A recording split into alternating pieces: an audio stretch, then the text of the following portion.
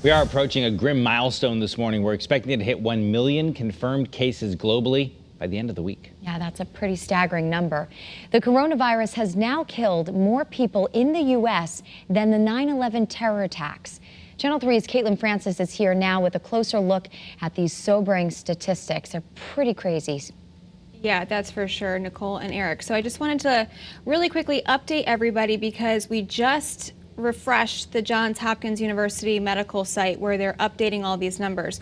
More than 873,000 people across the globe now confirmed, and more than 43,000 deaths across the globe reported. President Trump likening the loss of life during this pandemic to more than world wars. Here in the U.S., there are more than 189,000 cases, by far the most of any country. The death toll jumped this morning to more than 4,000 people, and 770 of them reported just yesterday.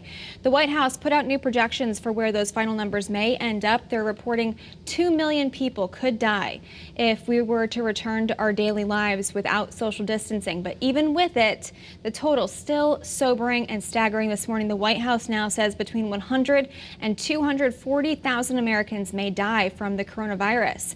Also new this morning, Dr. Anthony Fauci says he might recommend people start wearing face masks, but there's a catch. This is only if it will not affect the supply of personal protective equipment at medical centers. And right now, hospitals all over the country are running low on those supplies. There's no magic bullet. There's no magic vaccine or therapy. We're shedding it without symptoms, and we need to stop the spread. All right, so I want to give a little good news this morning. Officials do say that the U.S. is starting to see what they call so-called glimmers.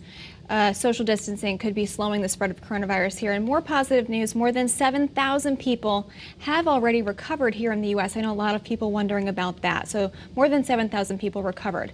But there's still much more to be done to help combat the virus, and social distancing is still the best weapon available. Caitlin Francis, Channel 3 Eyewitness News.